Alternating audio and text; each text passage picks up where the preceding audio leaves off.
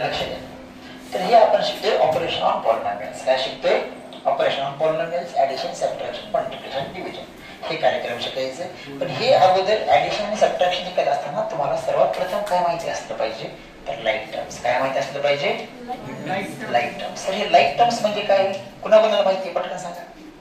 आहे का माहिती? बघा, लाईक टर्म्स म्हणजे काय असतं की ते व्हेरिएबल जे आहे, व्हेरिएबल टर्म्स म्हणजे व्हेरिएबल. काय म्हणलं मी? टर्म्स म्हणजे व्हेरिएबल आणि त्याची पॉवर. Yes sir. कोण सर? हरिओम. हरिओम पण आहे का? Like terms. लाईक टर्म म्हणजे काय असतं की ज्याची व्हेरिएबल आणि त्याची पॉवर सेम असते. काय बघायचं?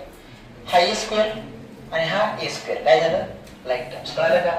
मग ह्यातच आपण काय करू शकतो? ऍडिशन किंवा सबट्रॅक्शन. काय लागली पण काय अडचण आहे का? पटकन सांगा. नाही. मग मला सांगा, आता इथं काय म्हणले? Subtract 5a square minus 2a. हा जो एक्सप्रेशन आहे त्याला मायनस करायचं याच्यामध्ये ना. म्हणजे मला सांगा, जर तुम्हाला मी असं म्हणलं की सबट्रॅक्ट 5 फ्रॉम 10. काय म्हणलं मी तुम्हाला?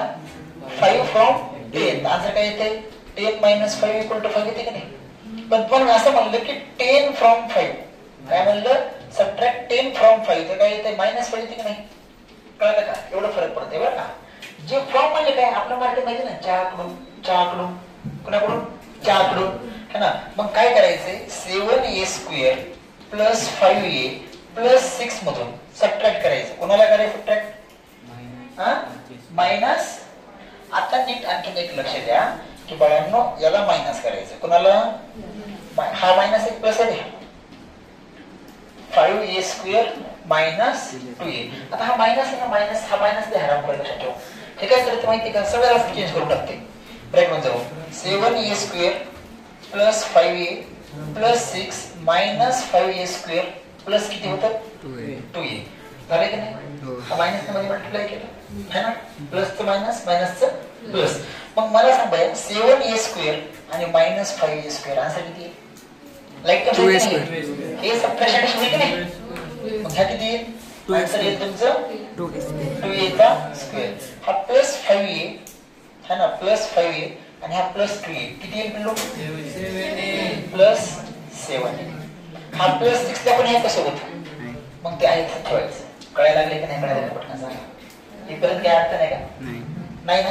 आता इथं मल्टिप्लाय मध्ये काय करायचंय की इथं तुम्हाला एक छोटासा फॉर्म्युला माहिती असलं पाहिजे, जे आपण कितीला? 8वीला शिकलो, 7वीला शिकलो. कोणता?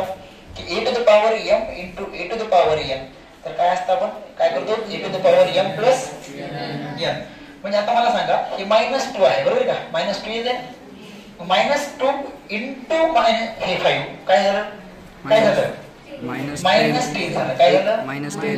आणि हा a इंटू हा काय? a चा स्क्वेअर. मग आन्सर सांगा काय येईल? मायनस 10. इथं ह्याचं पॉवर काय किती असतं? 1 असतं बाळांनो. मग a पॉवर 1 प्लस 2 काय येतंय? a power 3. इथं समजलं नाही? पटकन सांगा. काय अडचण आहे का? नाही सर. आता या एक्झाम्पल नंबर 3. इथं जर तुम्ही नीट लक्ष दिलात तर तुम्हाला कळलं की बाबा हा काय? बायनोमियल आहे. कसं आहे? बायनोमियल ना आपण मल्टिप्लाय कोणाला करतोय? ट्रायनोमियल. कळलं का? अगोदर काय करायचं की m स्क्वेअर ने मल्टिप्लाय करायचं पूर्ण ब्रॅकेट. इकडे बघ रे, है ना. m स्क्वेअर ने मल्टिप्लाय करायचं. कुणाला? m power 3 plus 2m minus 2. कळायला लागले की नाही? मला पटकन सांगा. m स्क्वेअर ने m power 3 plus 2m minus 2 ला काय करायचंय? मल्टिप्लाय करायचं. पण काय अडचण नाही का? तू कुणाला पाहिलं लागलास? लक्ष दे, है ना. बघा, मग आता हा मायनस 5 आहे. काय? मायनस 5. साईनला विसरायचं नाही. कळाले का? मग मायनस 5 न परत मल्टिप्लाय करायचं. कुणाला? m power 3 plus 2m minus 2 ला. कळायला लागले की नाही? कळायला लागले. आता हे जे आपण इथं कार्यक्रम केलं, कुठं नाही, कुठं नाही है ना. मग मल्टिप्लिकेशन काय झालं? मोनोमियल अँड ट्रायनोमियल, है ना. मग m पॉवर 3 2 आणि m पॉवर 3 काय झालं? m power 5. समजायला लागले की नाही? 2 प्लस 3 झालं? 5 झालं. मला सांगा, इथे m पॉवर 2 आणि इथे m पॉवर 1 किती होईल? 2m power 3. m power 2 into minus 2 काय होईल? Minus 2m power 2. Minus 5 into m power 3 काय होईल? Minus 5m power 3. हा मायनस आहे, हा प्लस काय होईल? मायनस 5 इंटू 2 किती होईल? 10m. मायनस 5 इंटू मायनस 2 किती होईल? प्लस 10. कळायला लागले की नाही? आता इथे बघा लाईक टर्म्स कोणतं कोणतं आहे लक्ष द्या बरं. हा m पॉवर 5 आहे, आहे का कोणी m पॉवर 5 3 सोबत? नाही. मग m power 5 as it is. Minus 2m power half minus एक प्लस आहे प्लस 2m पॉवर 3 आणि मायनस 5m पॉवर 3 किती सांगा पटकन. Minus 3m power 3. कळायला लागले की नाही कळायला लागले? समजायला का? हा ना. मग हा मायनस 2m स्क्वेअर आहे का कोणी शोध आहे का? त्याला ऍज इट इज ठेवा. Minus 2m square minus 10m ला पण ऍज इट इज आणि हा प्लस 10 ला पण. कळायला लागले की नाही कळायला? आता बघा इथे जेव्हा तुम्ही काय केला सबट्रॅक्ट केला तेव्हा साईनची तारीख नाही. इथे फक्त काय म्हणले ऍड म्हणले. काय म्हणले? ऍड. तर तुम्ही डायरेक्ट ह्याला असं सॉल्व्ह करू शकता नाही. आपल्याला परत ह्याला नको म्हणून आपण डायरेक्ट काय करू ह्याला प्लस प्लस ऍडिशन करताना साईन चेंज होत नाही. हे गोष्ट ठेवा.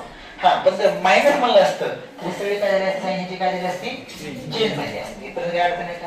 मग मला सांगा 3m पॉवर 2 आणि m पॉवर 2 आणि m कुठे आहे का? बघा म्हणजे 3m पॉवर 2n आणि प्लस 2m पॉवर 2n. किती झालं?